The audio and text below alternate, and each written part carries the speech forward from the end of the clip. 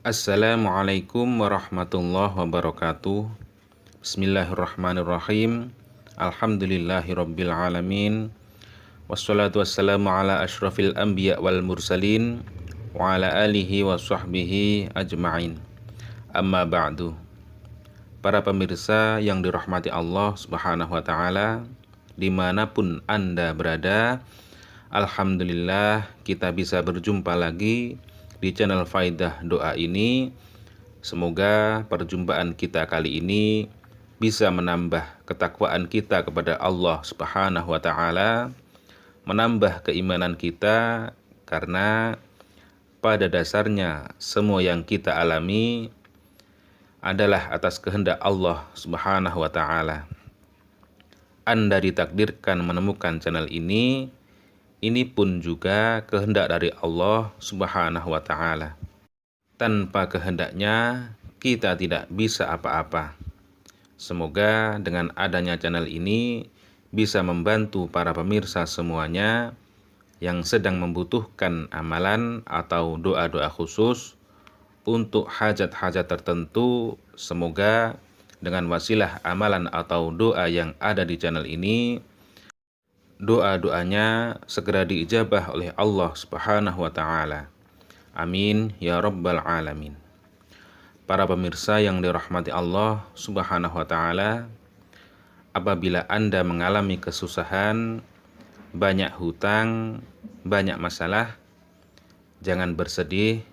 Anda masih mempunyai Allah Subhanahu wa taala yang Maha Pengasih, Maha menyayangimu. Kuatkan iman Anda dan jangan berputus asa. Yakinkan hati Anda bahwa Allah Maha berkuasa, Maha segala-galanya. Allah akan menyelesaikan masalah-masalah yang Anda alami. Di dalam Quran surat Al-Baqarah ayat 286, Allah berfirman, la yukallifullahu nafsan illa wus'aha, bahwa Allah tidak membebani seseorang di luar kemampuannya. Allah Subhanahu wa taala memberi ujian sesuai kemampuan hambanya. Para pemirsa yang dirahmati Allah Subhanahu wa taala, ketahuilah di dalam kesulitan hidup ini, kesusahan yang kita alami, sesungguhnya Allah sangat merindukan suara doa-doa kita, merindukan kita untuk selalu mendekat kepadanya. Dengan kita diberi ujian-ujian hidup ini, tidak lain supaya kita mau berdoa dan mendekatkan diri kepada Allah Subhanahu wa taala. Karena orang yang tidak mau berdoa ialah orang yang sombong, yang seolah-olah dia tidak membutuhkan Allah Subhanahu wa taala, dan orang tersebut itu sangat dibenci oleh Allah Subhanahu wa taala.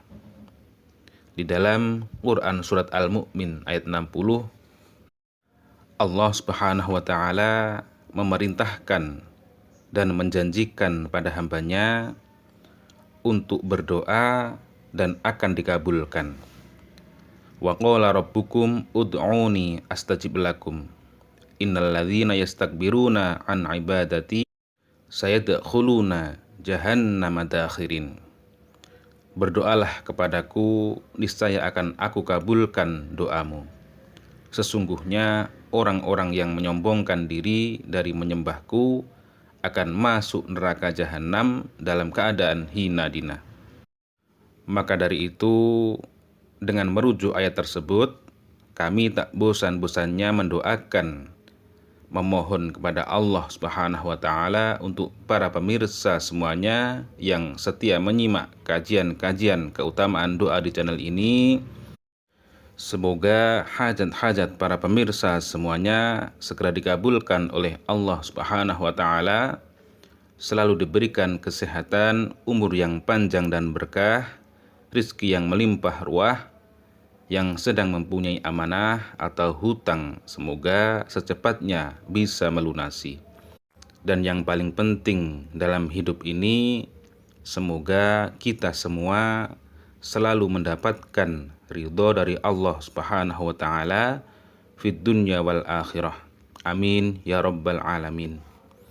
Di dalam hadis yang diriwayatkan oleh Imam At-Tirmidzi an Abi Hurairah radhiyallahu anin Nabi sallallahu alaihi wasallam qala laisa syai'un akrama 'ala Allah taala minad du'a.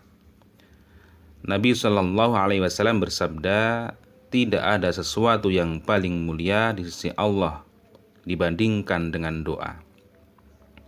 Para pemirsa yang dirahmati Allah Subhanahu wa taala, ketahuilah bahwasannya di dalam berdoa terdapat waktu yang mustajab dan terdapat pula pendorong doa-doa kita supaya cepat diijabah oleh Allah Subhanahu wa taala. Salah satunya yaitu melakukan amalan-amalan khusus atau wirid-wirid khusus supaya doa-doa kita, apa yang kita inginkan segera terwujud. Semoga dengan wasilah atau perantara amalan atau doa yang akan kami bagikan ini nanti, Allah Subhanahu wa taala meridhoi kita dan segera mengijabah doa-doa kita, dan hajat dan keinginan kita bisa segera terwujud. Amin ya rabbal alamin.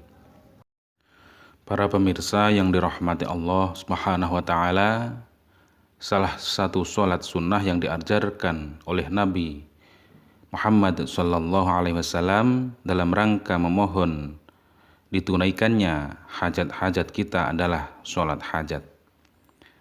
Dan pada kesempatan kali ini kami akan membagikan satu amalan sholat hajat yang sangat luar biasa manfaat atau keutamanya, dan sanad ijazahnya ini bersambung hingga Nabi Khidir Balya bin Malkan alaihissalam.